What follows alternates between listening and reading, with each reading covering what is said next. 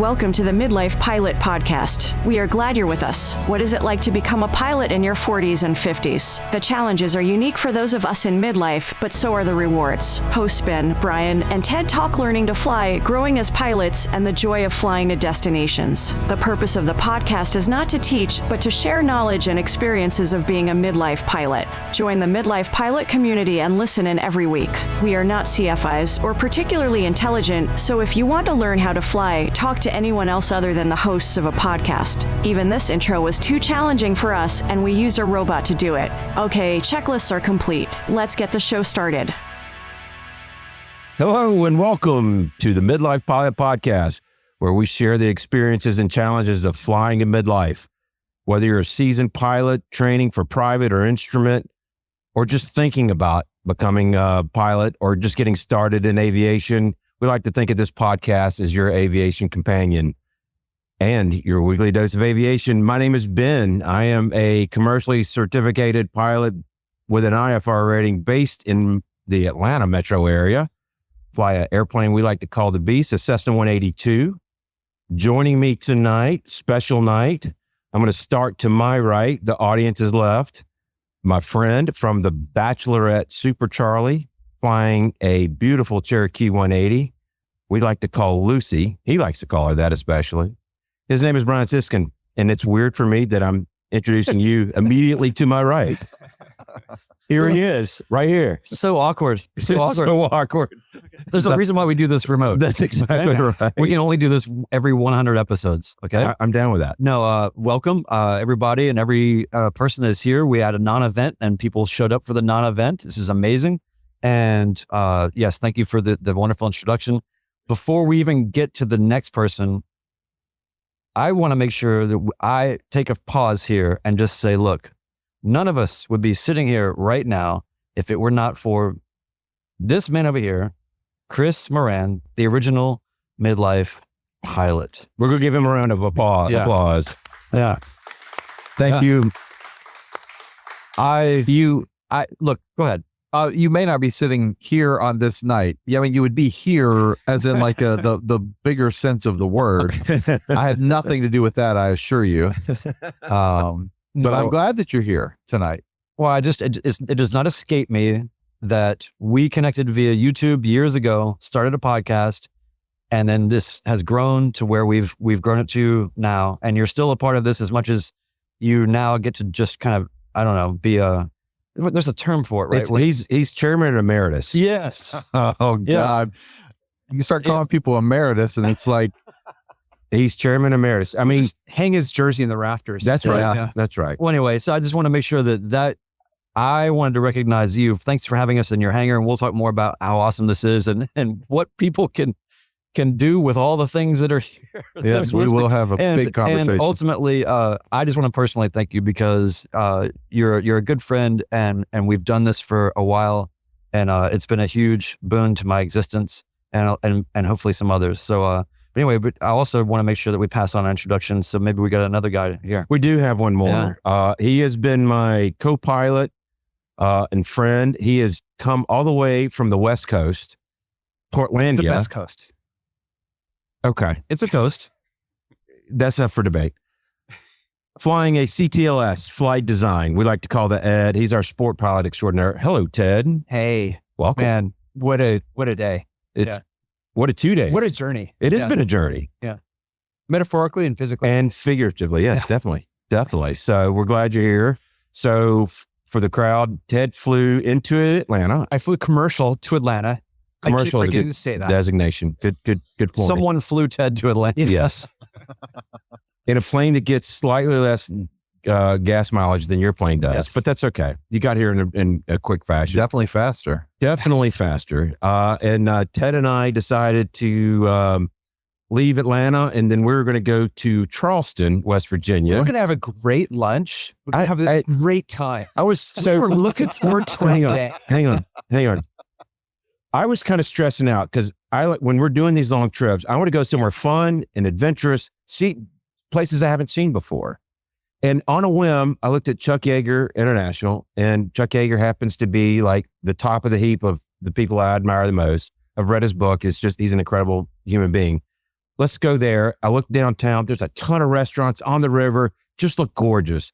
So I said, so great. And then I reached out to Brian. He's coming in from Nashville. Hey, yeah, we'll meet you there. We'll go and get lunch and hang out. And then we'll come up to Fairmont. So it's going great. Weather's working out well. And then Mid-flight. So wait a minute. We're at 9,000 feet over the mountains, the Appalachian Mountains. And Ted gets a text. As we're having a conversation, do you have reception? Yeah. Oh, look, I got a text from Wendell Geek. His airspeed is broken. His pitot tube is out.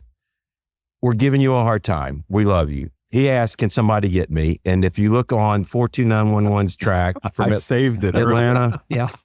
up to here, there's a right turn in Albuquerque, straight into Charlotte, into Stanley County. We were happy to come pick up because this would not be the same without him. He is a true Mitch. He helps us out. He delivered this hazy IPA to me. With no grief whatsoever. With no grief whatsoever. But no. It made the day better than we thought it was going to be. It did. So we were happy to make that diversion and pick him up, and then got here in fine fashion.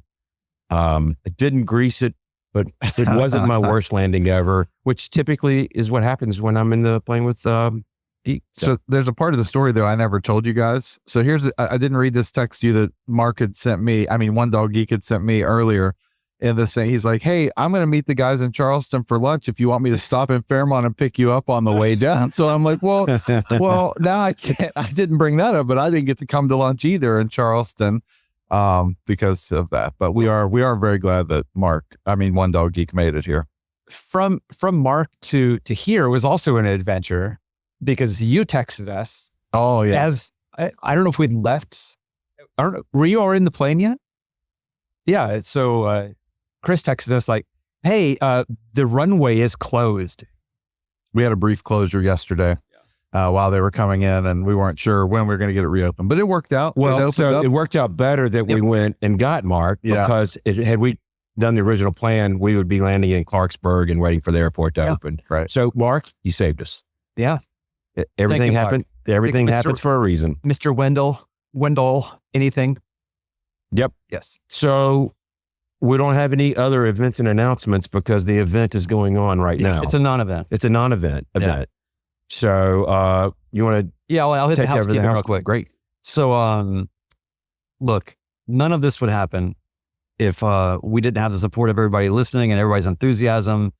And everywhere we've been, even on this trip, I don't want to make this sound better than it is. Nobody recognizes us or cares, but they do when they hear, inevitably, that we are doing this podcast. And as soon as they hear the name of it, they immediately perk up and go, wait a minute.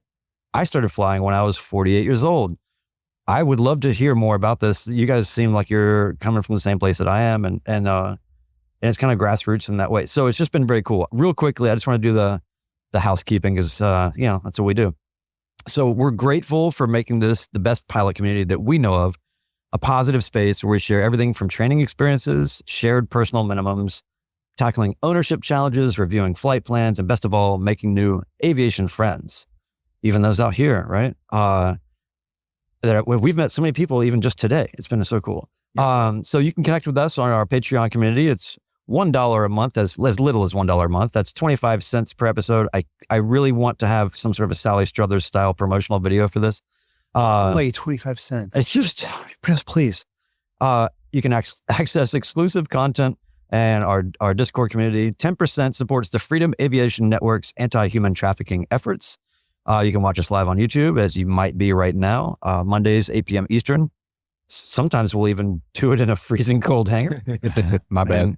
That's pretty cool. And you can share your stories with us at midlifepilotpodcast@gmail.com. We read every message and you might hear yourself on the show. So for everything Midlife Pilot Podcast, community, feedback, merch, and more, visit midlifepilotpodcast.com. Boom. Boom. Good job. So we've gotten some new Patreon members. I'll go ahead and recognize them now. At the Landomatic level, we got Ben S. And no, is that that's you? Not okay. me. I saw that. Yeah. He's from down under? Was he the one that was from Australia? There's somebody who's from Australia. So if I'm Ben S, if I messed that up, I apologize. We also have Frederick B. we have Mark C, and a brand new one, Ariel H, just joined today at the beast level. So, and wait a minute, just 20 minutes ago. Wow. Rescarat. Oh, hey, Rescarat is in the chat. Oh, nice. Yeah. Welcome, Rescarat. Thank you for your Patreon support. So those are our new members. So thank you, everybody. Alyssa's in the chat saying, we can feed a midlifer. Yes.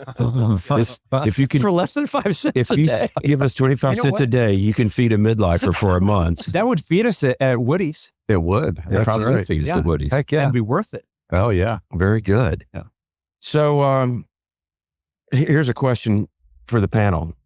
It is become a panel. It is a panel. What do we want to tackle first?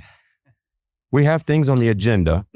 So what do you think? Hey, we have a little shorty that let's play from Mr. Ballard, Okay. who's obviously one of those kids that submitted homework at the very last second. So yeah, we've got a little shorty from Nate here. Nathan Ballard here. I just wanted to congratulate y'all on 100 episodes. That's a big deal. I certainly look forward to the Monday night live stream for the content, of course, but I really love interacting with the community, both in the live stream and in the Discord server. It's really because of you guys. A pilot in midlife finally has a community of supportive and kind pilots and aviation lovers to talk about flying. Congrats on 100, guys. Thank you, Nathan. Kind is probably a little too generous with all the grief that I get for my stuff, but that's okay. I'll go with that. I'm just amazed that someone who's actually a professional flying instructor person who actually knows what they're talking about is willing to even be associated with what we're doing on any level, much less he's using his real name. Yes. Yeah. Yes, it's Nathan Ballard. Yeah. No, he's been a good friend. He's got a great YouTube channel for those of you, especially if you want to become a CFI.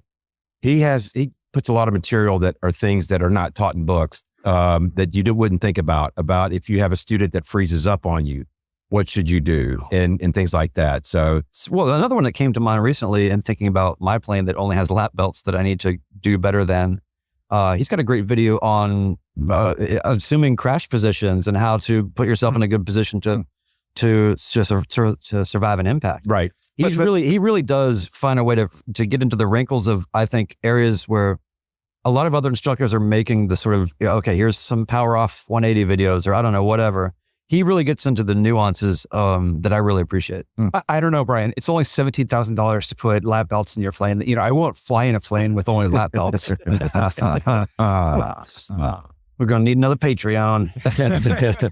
We might need to start a GoFundMe for that one. We have a new level. This For $17,000, Brian will take you wherever you want to go for 6 months. Oh my God. So There's not 17,000, but it feels like it. yeah. So very cool. So Chris, let's hear from you, man. What have you been up to? A lot of music.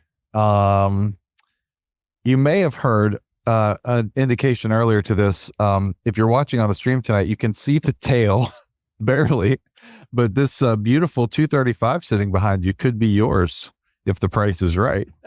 I'm going to work that in all night. Yes. Yes. We need a ticker. I know the plane. This plane's in annual. I've been doing the club thing. It's doing great. We've got 40 members now, and planes are flying like crazy. And we're looking to trade this one out for something smaller. A 235 isn't a good club plane, but it's a fantastic plane with whatever the magic formula for the wing spar is. Yeah. This is like on the best side of that. It is indeed.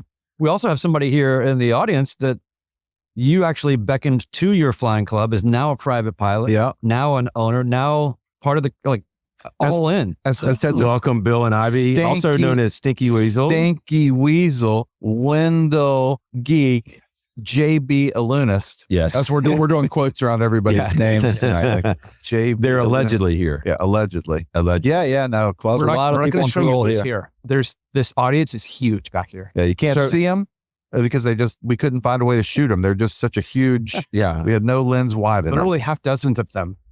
Literally. So, Chris, besides pimping an airplane, what else have you been up to? Working. Yeah. Had my first weekend of interaction with federal authorities as an airport authority member on a incident at the airport. That was exciting. Let's make it clear that you're on the good side of that, not the bad side. I'm representing the airport in an incident, and it was a learning experience to kind of see how that process works, and doing a lot of that. Can we cut to the chase here, Chris? This is an intervention. I see. We all love you. You want to talk to me about flying? Is that what? No. Just, you bailed on the podcast. You know, we were like 40 something episodes in.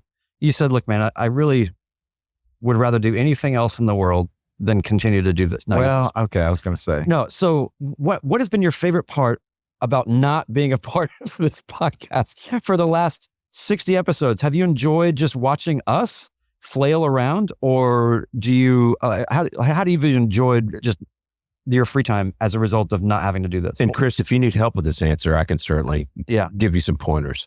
This is the time to air out your grievances. No, I think that it seems to become a trend in my life that I have enjoyed starting things and then watching them succeed in my absence. I mean, it's been that way in a lot of things. Yeah. I mean, the flying club, like I have not flown. I told these guys earlier that I'm not, my flight review expired last month. I'm not even I couldn't fly if I wanted to today, but I've enjoyed watching the club's success and being part of the behind the scenes of watching other people succeed in that way. And it's the same way I feel about this podcast, truthfully, is that it's been almost as fun, if not more so, to watch kind of what it has turned into since I left. I mean, there's a lot of satisfaction that comes from starting a thing and then breaking down and handing off to others and then watching them do better with it maybe than you could have on your own. Like I get a lot of satisfaction out of that. So in the way that I got the artist tag from Chris C, you got the Sage, and then Ted got the what? Sport pilot? Sport pilot. But you're the conductor. And, so you were showing us Literally symphonic music that you're conducting and recording and helping and playing in and being a part of. And it really is something I think that is native to your way of being. And the cool thing is I love that you're still so involved in the aviation community, and it's not, I don't think a loss on anybody to say that's really so much of what it's about. Yeah, for sure. And I'm not done. Like I said, I told you guys earlier, like I still, every time I fly, I love every second of it. And I just want to get to a place where I have the time to dedicate. I want to be flying regularly. I don't want to be the guy that comes in once every 2 months and says, if I'm going to carry a passenger, I better get my 3 landings in and I'm flying the airplane. I got an hour every 90 days or something. Yeah. Like I don't want to be in that. I don't want to put myself in that position. I want to be, when I'm going to do it, I'm going to do it when I have the time to stay proficient and be good at what I'm doing. Like that's more important to me. So I think there's something that we can all learn from that. There may be a point in time where you lose your medical or something happens to your plane and you lose your ride. You've shown that there's a lot of other things that you can do inside of aviation that can keep you connected to it and more importantly, keep you connected to the community. Absolutely. And I think that's great. Alyssa Miller in here. After growing up as a new student, watching Chris train, it actually hurts hearing he's not current. Yeah. And it happens. Yeah. We actually do, but we don't have a scoreboard that says, here are the top hour pilots in the midlife community, like it's okay.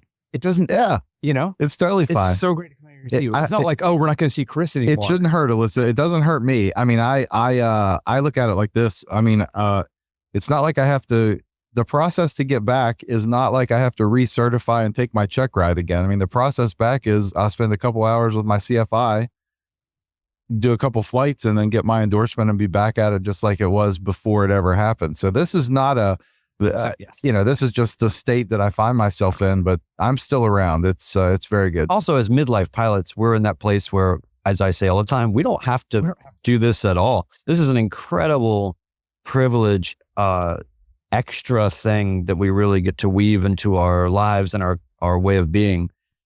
And honestly, I would say a huge portion of what I've enjoyed most about aviation is how it has informed other aspects of my life, how it's given me a particular framework of thinking to look at other endeavors And, when you've survived learning how to land, there's a lot of things that all of a sudden open up as feeling a lot more possible or maybe a little, achievable. Two quick things. First, to your point, Chris, your pilot certificate never expires.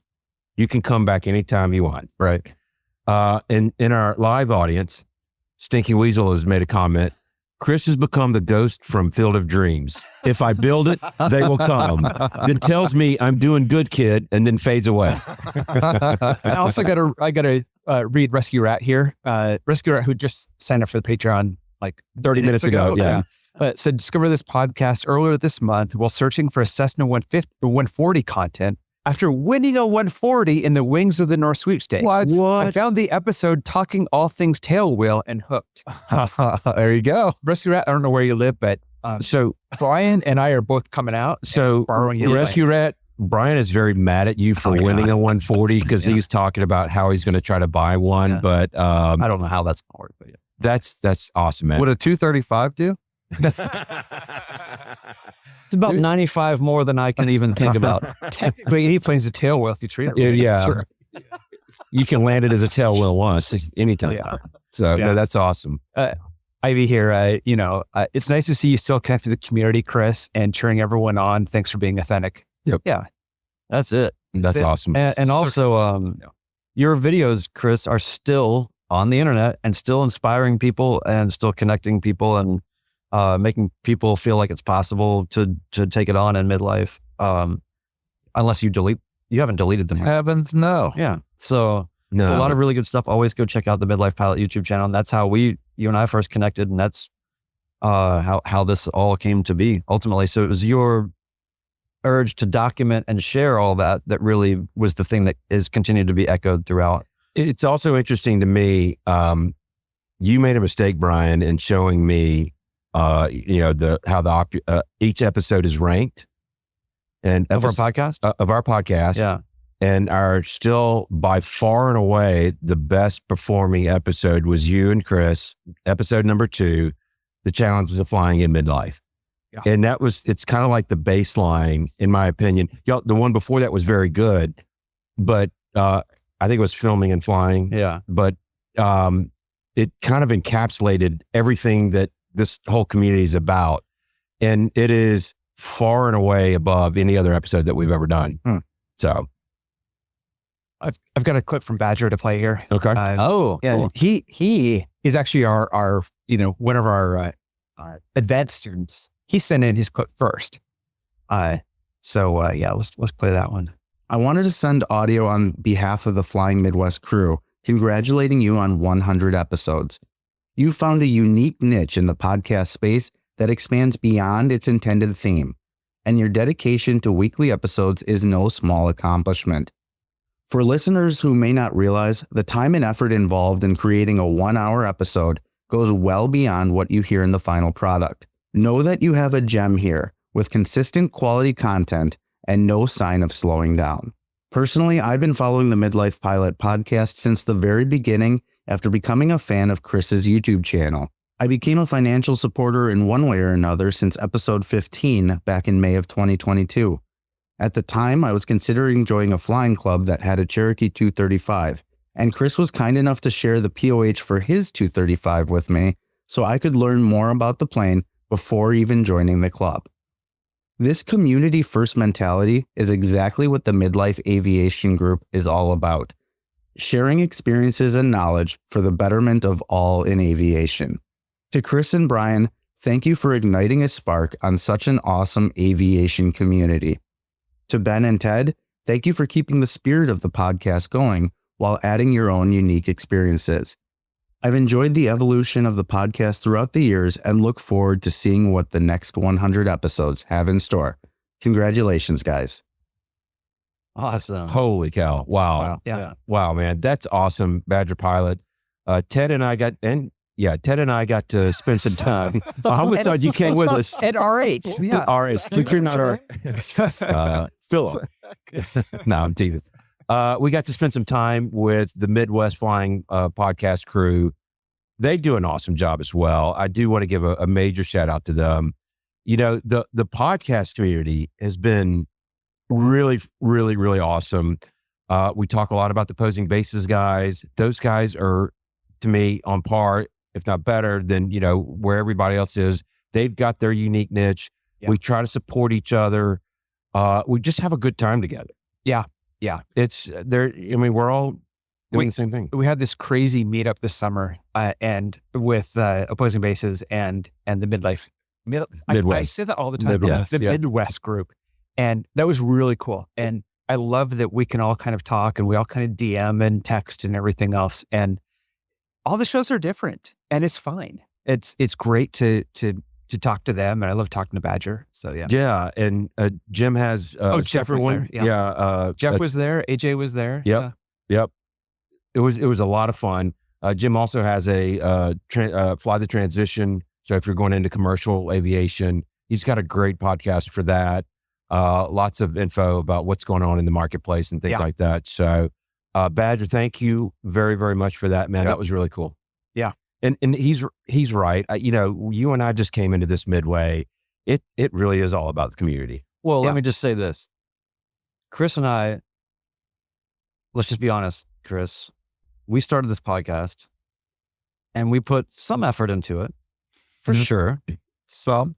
We put a little bit of effort into it. Yeah, we did. But we were not perhaps as organized as we could have been.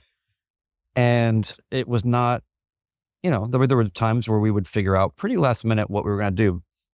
I think you and I kind of roll like that better anyway.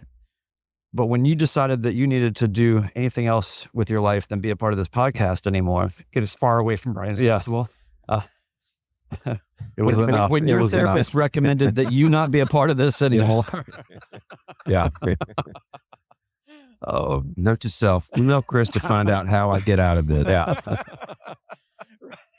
I know a guy. When your therapist got your hostage video. Well, now we've crossed the line twice.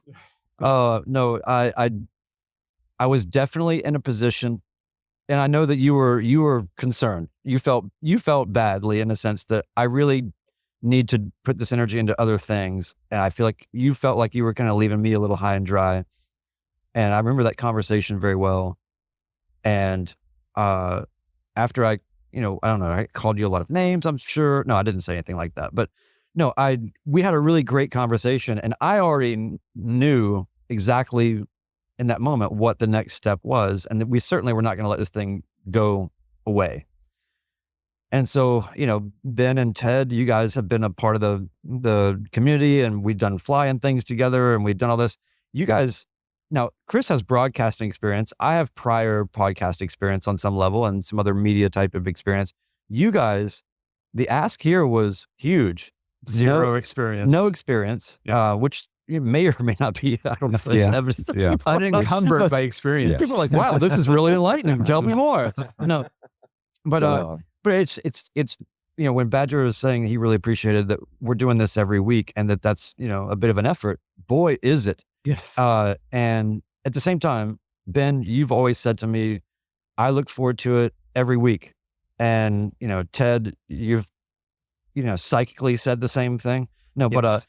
But you guys have stepped in, and then we doubled down on it, and then we went and took off with it, and it has accelerated, and our growth has been really strong, and I think the value that we've been able to contribute has been greater because we have more skills to kind of distribute and make all this stuff work, and so I just want to thank you guys for picking that up. When we had the first meetup in the Outer Banks, I remember you had used the phrase, we're a small but mighty community. And now I like to think of it as we're just less small. Yeah. Remember, we're not huge, but it's still a wonderful community. Nathan had mentioned it in his audio feedback there, and Badger probably did a really good job.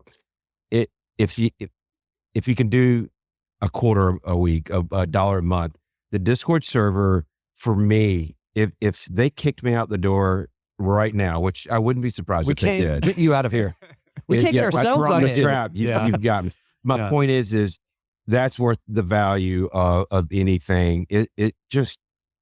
It's my form of social media now. Well, I might get on a little Instagram, but I spend most of my time on the Discord server, and I'll go back and read different things. It bothered me because it's like we'd get together for the podcast, and just, the live stream would just blow up, and we'd be in there chatting and everything else. There's nowhere else to go, and it's so cool to have somewhere that we can go and talk and get long threads and discussions. And what did Mark do wrong with weather? And what did Mark do wrong with his pitot tube? And, I mean, it's like. It's been great, and also we learn a lot from Mark. So we do. Just Mark. Now you know how I feel when I get a hard time about my landing. Yeah, Welcome to my back, world. I'm coming back to the Discord server actually because I want to have more discussions about engine leaning because I haven't had enough. Haven't had enough engine leaning discussions this weekend. I was going to say, let's go. Luke, call your A&P again. By the way, we also have a friend of the show here, and I want to give a shout out to. Bearded Aviator mentioned this in the comments. Luke is here with us, who's helping us on the technical side. He is not responsible for the 60 hertz hum that he is not responsible for that. Clarify. But he's got a YouTube channel called Luke's Landings and Landing. It's Luke's Landing. My bad. I see it now. It's just a whole channel. Hey, guess what? Land you know what? It's going to be in the show notes. That's the only thing with show notes so far. Yeah, it will be in the show notes. Luke's Landing. What did I say? It sounds like an 80s sitcom about yeah. It is hysterical. It's funny. It's beautifully shot and beautifully edited. And I do mean that. Yeah. I really enjoy it. So, and he's the most hilarious guy. He just had us cracking up the entire 2 days. So thanks for joining us and thank you for your help. And please go check out his channel because it is, I will say this. When I get notification that you posted something, I pretty much drop what I'm doing to go watch it. So we went to, side note, we went to dinner last night. The group of us and my wife and daughter went out to dinner. And when we got home, my daughter said, I had the best seat in the house. And I said, why is that? And she said, because we sat right across from Luke and Ben. And she thought she had the best time. Like that was the best seat in the house. It's probably more Luke than me. I can promise you that. It's the access. That's right. Yeah. I told Brian, I said, thank God you brought somebody who knows how to talk. So anyway. Hey man, I can code switch. Come on now. We were in the plane today. I was me and Ben and Luke, and this woman was saying river, and I was pointing it out, and these guys were saying, wait, I didn't hear it. Like what are you talking about, Ted? She's saying it the normal way. River. Yeah. She's at like 20, 30 different calls, and they're from like, oh yeah, I can hear it now. River. Well, you're in West Virginia, so that is how we say river. I love it. West by God, Virginia. Yeah. Oh, real quick, we should also say the Fairmont Airport is amazing. Oh, this is one of the coolest airports I've ever been. Hang on, not the coolest. I got to give. So everybody knows about Chris's YouTube videos and learning to fly here. What you don't know is this is not an easy airport to learn how to land in. Stinky Wizzle, God bless you, sir. I mean, if you can learn in this airport, land, I always respected the content that you posted, but having flown this a couple of times now, oh my God, man, it's the real deal. And I keep moving the runway. It's tricky. We came in on 2-3, and there's a river. Or what is it? A river. River. Come on now. So, and it's pretty down. I mean, it's a pretty good drop off from the edge of the runway down to the river. And I was coming in on yesterday, and usually when I get a sink, I can push the throttle in a little bit and I'll arrest the sink. Well, yesterday I was coming in, I pushed the throttle in a little bit and we're still sinking. I push in a little more. I'm still sinking. And finally, man, I just had to give it the beans to stop it. And we got over the threshold and there you go.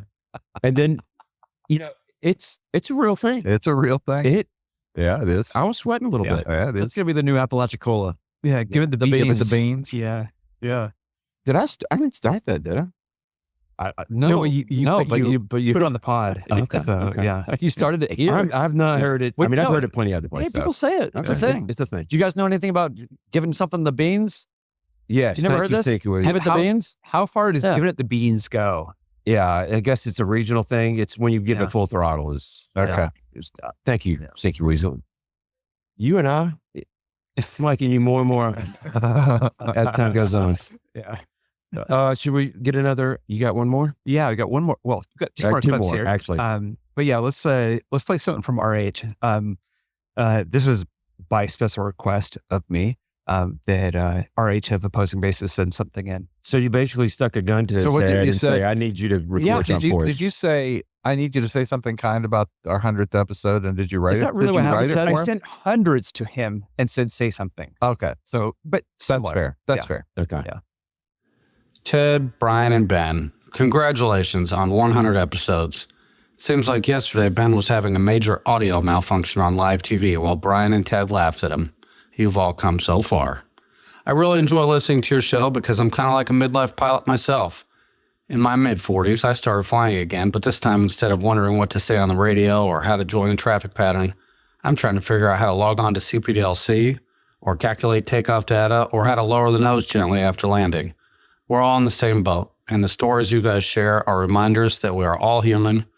We all have to work hard to be better aviators, and most importantly, our love of flying is the one thing we all share in common.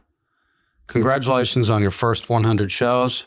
May you find a way to keep turning out such high-quality, engaging episodes for years to come. I'm happy to support the show and to call you guys friends. Romeo Hotel. P.S. Alpha Golf said congratulations too. That's awesome. Wow. Yeah, that's awesome. So I've known him. I started listening to him probably like around episode 20, and he invited people to come to a GSO tower, and we just kept crossing paths, and we've formed this friendship. And, I told him, I was like, I got asked to host this podcast, and, I don't think I have he goes, dude, he was so supportive of me the entire time and has been ever since.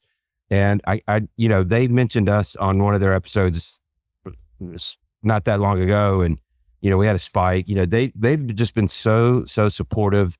And the only thing I can say to anybody listening to this right now is if you're not listening to their podcast, you're not learning anything. They do a really, really good job. So, yep. I find it interesting that he gets any value out of what we're doing because when I listen to what they're doing, I learn so much.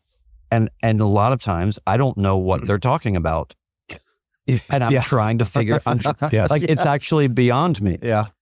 No, there's not a single pilot that has ever listened to any episode of our podcast and thought to themselves, this is beyond me, but I'm going to keep listening. Now, we've had lots of explainers about here's what you're doing wrong. And, if you actually want to learn how to fly, these are the things you could do. But yes, those guys are just so complicated.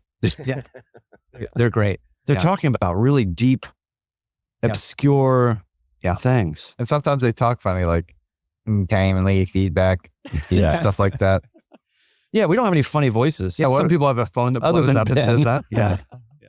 Yeah, that's that was really nice. So thank you, RH and AG. Yeah, man. We cool. love you guys. So. Absolutely. I mean, and by the way, one other thing real quick is when you're talking about other people being and mentioning us, and I know you said it in passing, but when they say you should listen to this podcast, the Midlife Pilot podcast, and it's valuable, and they actually, I think they mentioned a specific episode, and they spoke to why it was, insightful to them, or what they thought would be a shared value with their audience.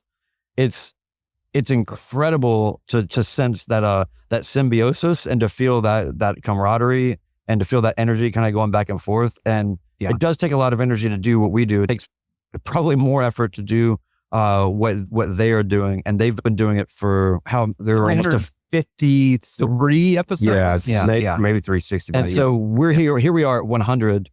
We've been on about a 60 episode sprint weekly, and it feels like so much longer. Here's even more incredible. They've not missed a week. Yeah. So they've been doing this, I think, since 2018, and they have not missed a week. They last week they recorded back-to-back episodes so they could release one this week. Yeah. But to me, that's an Ironman right there. While RH is doing, Herculean training and life transitioning to a new career and all of that. I mean, flying international and coming back and still recording. Yeah. Maybe they're all AI and we don't know.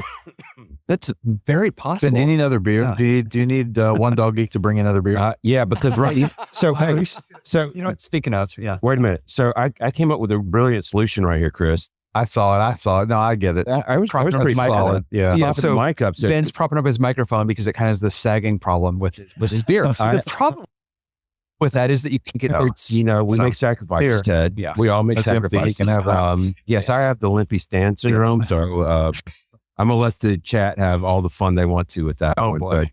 But speaking of fun and rants, Yes. And Mark, for that matter. and Mark, for that matter. Our first submission for the 100th was by request. Actually, we requested that Mark send in one of his signature rants, and he did. Oh. And it gets even better than that because he's like, "So you ready to play mine?" Like, I kind of forgot about it. I don't even remember what it's about or where the file is. So, as a precept, we should also share that this is about as midlife as it gets because the whole inspiration for this was Andy Rooney and how those segments would fit into 60 minutes. Yeah. And so. This is, thank you, Mr. Yeah. Geek. You are our Andy, But a funnier version. all right, let's fire this up. Ben, Brian, Ted, I'd like a word. And today, that word is numbers. Specifically these: Tree-Fower-Fife, Niner. Actually, there's more.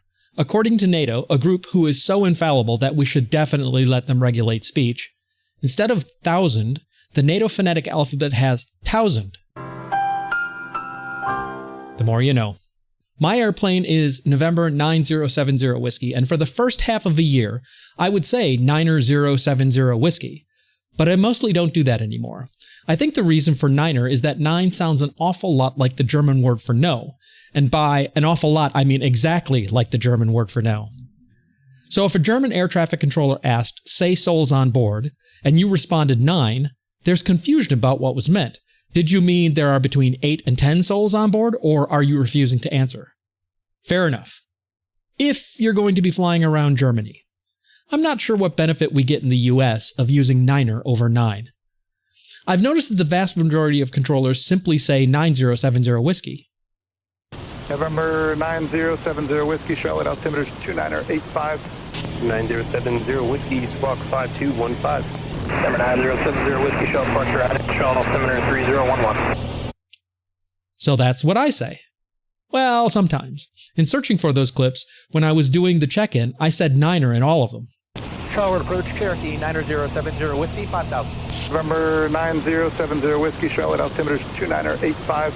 Zero approach, Cherokee, 9070 Whiskey, just off Greenwood Airport. Would like to pick up my IFR. 9070 Whiskey, squawk 5215. Charlotte approach, Cherokee, 9070 Whiskey, runway heading off Stanley County, 2,300, climb 4,000. Number 9070 Whiskey, Charlotte, departure at Charlotte, altimeter 3011. Okay, so like one of my favorite characters, Hobie Brown? I don't believe in consistency. That said, can someone explain why we need to say tree, fower, and fife? I honestly can't remember ever hearing anyone say fower, but I hear tree and fife fairly regularly. And when I hear anyone on the radio, whether pilot or controller, read an altimeter setting as tree-015, the first thing I think is, that guy is probably incredibly annoying at a party. I get it. That's what we're supposed to say. I have no idea why, but that's what we're supposed to say. But with the exception of Niner, I just don't. And the vast majority of others don't either. And here's the question. Why are we supposed to say that? If we're worried about the random German getting confused by 9, shouldn't we be worried about the random pilot talking about a tree?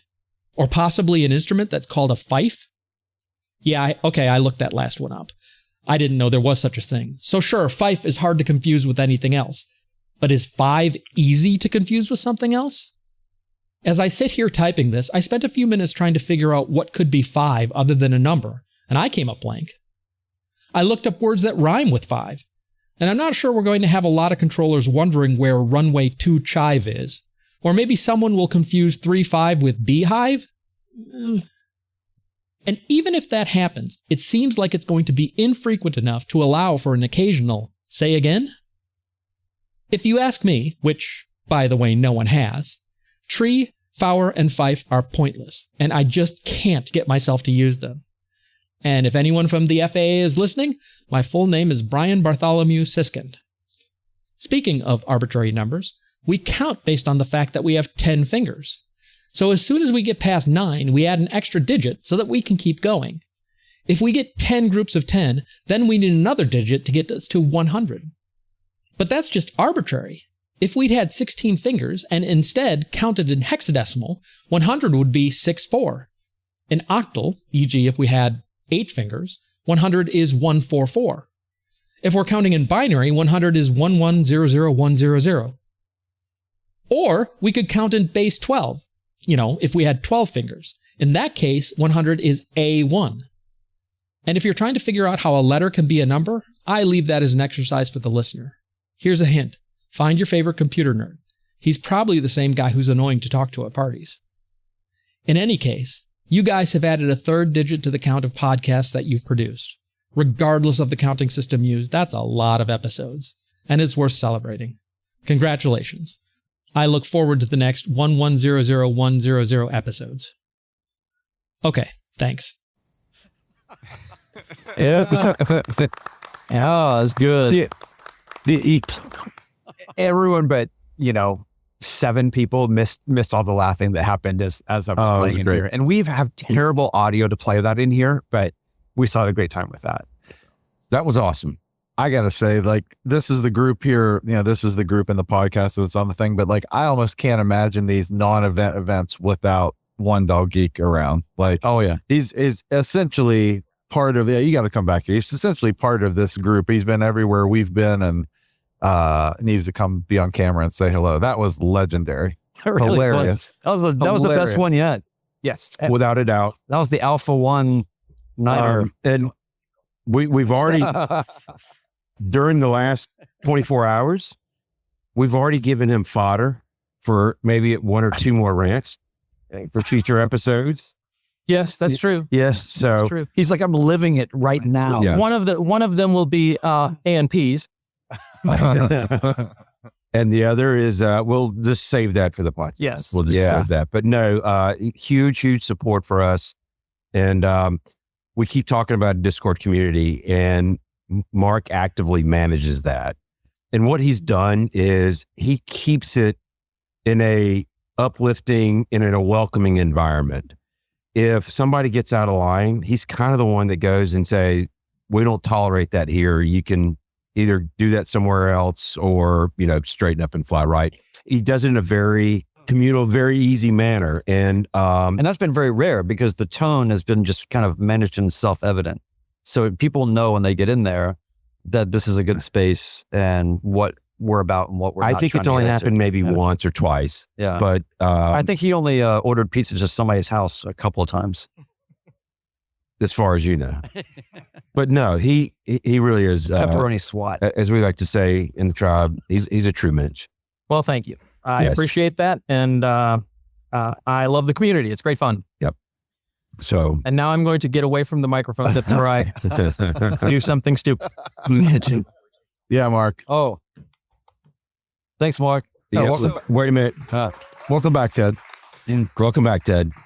To explain how much of a big deal Mark is in this, we kind of think of there being 5 people involved with the podcast. And so when we got an Airbnb here, we made sure there's four rooms for it so that Mark had one. Right. Because it's like, it doesn't matter on the mic or not. It's a big deal for us. So, and Mark's over here just hating this. Yeah.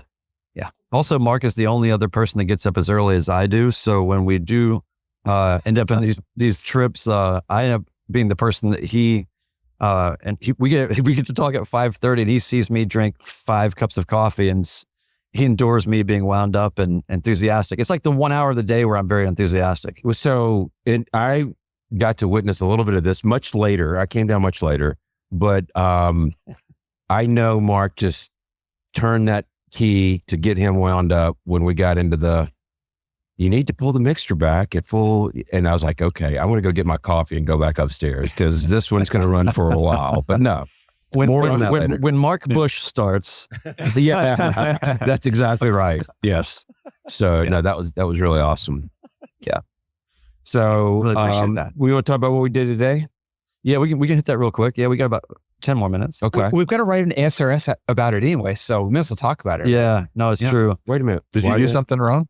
I'm sure Again? we did. See, there was the joke. This is the first event we we've figure had. out what we did wrong, we'll go back and look at the footage because we had 30 cameras on 2 planes. And so I'm sure we'll find something. There was a little bit of excitement. This time there was more cameras than NASA reports. It's a step in the right direction. No, we took off from Fairmont, and while Brian was finally putting some air in his tire and charging his nose strut, we went up to the northwest of the airport and just we did some slow flight and maybe a few steep turns, just to kind of play around on the 182, and then we did a low approach, and Brian was able to take off, and we flew down to Clarksburg, which was a beautiful little airport. Annoyed the controllers maybe a little bit. Oh man, yes, it did. Yeah, because I apologized for y'all's radio calls. I think. Yeah, I think that's what it was. Mark was conflating my tail number with your tail number, making an all new hybrid tail number. Right. It's like a Cherokee 182. No, it's a Skylane 16 Lima or something like that. Yeah. Yes, I fly a Cherokee 182 now with this skull kit. That's okay. I am 50% of the time I'm an experimental. I have no idea what to call me. Yeah. I don't correct them. So yeah. So and then we did a stop and go there, and it was fun. We were coming in on approach. We had a hard time spotting your airplane, just the way the haze was in the sky. All 3 of us. We had 3 of us in the plane, and it's not just me. It was just really kind of hard to spot. And we got you in time. There was plenty of spacing. And I'm coming in, actually left too much spacing because you're taxiing back to take off again. And I saw that you stopped like on the taxi. Controller did not like that. Yeah, a quarter mile short of where you needed it to be. Controller did not like that. Knowing that you're going to film my landing. He was like, say intentions. Do you want an intersection departure? Like, what are you doing? I was like, and Mark's like, we're filming our friend. I just started. I hit the throttle. I'm going to pull the tape. I'm going to pull the tape. Oh my God! That's going to make it to a video. How am I just hearing this? I had to So then, tower. So we land, we taxi back. They take off, and the controller gives me a frequency change, and I said, "I'm so sorry about that," or something like that. Sorry for my friend. Sorry for my friend. Yeah. So then we go up to Morgantown, and another beautiful airport. Never been there before. I was really excited to get in there. That was a pretty easy runway to get into. I think, Chris, we had the older controller that you're referring to. Oh, good. I don't know his name, but he's an old dude. Here's the weird thing. You guys know who that is? Yeah, he was awesome. But here's the thing: we were parked right below the tower, and I call him up on ground, and I'm like, we've got weather. We're VFR taxi southbound. You should have heard what it sounded like, Ben. That's what he was saying. Oh, yeah. I heard it. It was and he kept saying aircraft calling in. I can't hear you. And then Luke, you looked over at me and you were like, I was like, we could. Oh, and that was no. Then he called you my tail number. Well, that's where I'm trying to go with. Yeah. So he says 5116 Lima. You can taxi to runway 18 via Alpha. And then so I'm looking over at Brian, going, well, why isn't he taxiing? Yeah. And then I'm thinking, oh, I think he means me. Yeah. And so we taxi out. You're the one that just made the call that had not been responded to. I didn't know if I was on the wrong frequency. You called on the other frequency or something. Anyway, so we get away from the tower, and he goes, we do have some airplanes that have our antenna for the this COM2 radio is under the airplane. And we were right below the tower. I see. Yeah. And he said that there was, what did he call it? He said you were splashing or something. Yeah, splashing or something. And it gobbled. As soon as we pulled away from the tower, everything was fine. I mean, we were 20 feet from the tower. Like literally, we were right below it. And he said, did you ask for something? And I was like, no, we're just a VFR parts to the south. He goes, oh, okay. He was really cool about it. I'm not knocking him. He said after that, he said, now I've got you Fower by 5. Yeah. I don't know. I don't know if he Fower by 5. When he did catch your tail number and he couldn't hear the rest of it, but he basically gave us clearance to taxi out. He said, whoever you are, just get it into one. Yeah. Like, so legally speaking. Go find your friend and GTFO. Right. Legally speaking, we were cleared. So it was. He was really cool about it. Yeah. I know a lot of controllers that would not have been nearly that cordial about it. And we were mucking up the works for a student pilot solo. I felt really bad because I missed all she that. got extended on downwind. And it was just like, I kind of feel bad, but she needs those challenges. Nothing ever happens on a student solo. Don't mess with student pilot solos. Yeah. It never goes bad. Yeah. That's right. No. So we take off. Don't tempt things. So we take off, and there is was it a stationaire or a 208 that was doing survey work, or a 208? The 208 on final of Fairmont runway 23. He was literally doing circles around the final approach, 7 miles under the and I'm like super hyper focused trying to find this airplane, and Luke chimes up from the back seat. Well, we're about 400 feet off the ground when Luke first notices it, because Luke's sitting in the back seat at that point. And he goes, there's stuff coming off the back of your wing. Turns out it was fuel. Exactly how you sound. You want to come over here and say how you said it? All right. Come over here and say how you said it. I wasn't. Come over here and give us an impression. No, I was trying to do Luke needs to get in here, and we need to hear, because I feel like that you're not doing. I think I you're agree. Doing, I'm not. I'm not. This is much better at that. I'll insert. I'm going to put a note in the show notes, because there's basically nothing on tonight's show notes, but I'm going to put in a note to Baby Dog. I saw Baby Dog getting out of the plane. Morgantown. And was Baby Dog. All right. So Baby Dog with a police escort. So Baby Dog. All right. So Luke, just have a seat here. Now, please recount the events that just let's tell the story here. Every bit of this is but use the mic, like, because I know you know how. Yeah. How's it going, everybody? I knew he was hyper focused. He was tense. Brian was right behind him annoying him. And he wasn't gaining on me though. I was trying to decide whether I should say something, because I knew but I was like, guys, you're losing fuel. Something spraying off the back, I think, of the words you said to me. Yeah, we're skywriting. You were skywriting. That's right.